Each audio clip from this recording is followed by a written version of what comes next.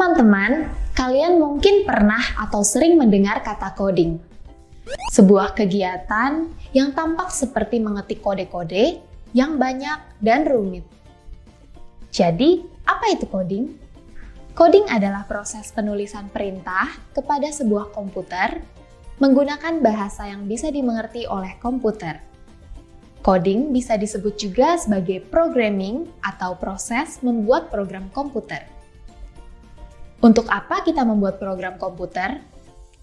Aplikasi seperti YouTube, Instagram, Spotify, dan berbagai macam games adalah hasil dari coding.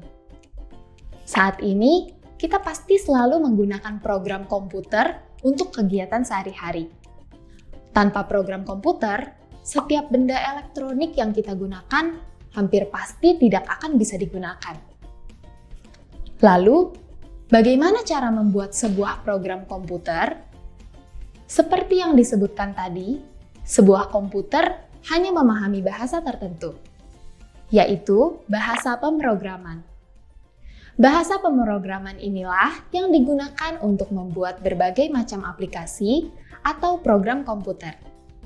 Bahasa yang umum digunakan saat ini terbagi menjadi dua kelompok, yaitu Visual Block dan Text Based.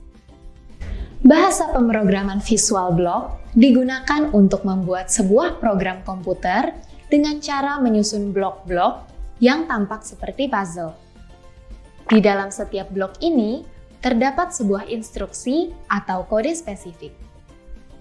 Bahasa pemrograman ini sangat cocok untuk pemula dan anak-anak, karena tampilannya yang menarik dan kita tidak perlu khawatir dengan kesalahan penulisan. Contoh bahasa pemrograman Visual Block adalah Scratch dan Blockly.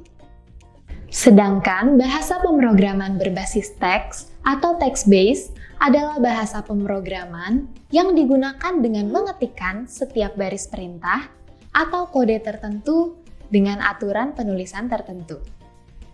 Aturan ini adalah sintaks. Jika ada kesalahan penulisan satu karakter saja, maka bisa menyebabkan program tersebut error. Inilah yang disebut sebagai syntax error.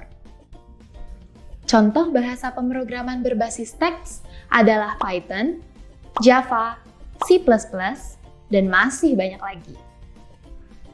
Keuntungan dari penggunaan bahasa pemrograman text-based adalah tidak ada batasan dalam mengembangkan sebuah aplikasi. Karena dengan teks, kita bisa menuliskan apa saja yang diinginkan.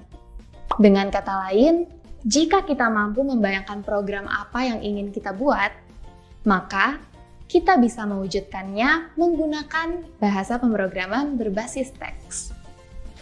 Orang-orang yang membuat sebuah program komputer biasanya disebut sebagai programmer, software developer, software engineer, dan masih banyak panggilan lainnya tergantung dari program apa yang dibuat. Tetapi, apapun bahasa pemrograman yang digunakan, cara kita berpikir dan mencari solusi untuk memecahkan masalah di dalam pemrograman akan selalu sama.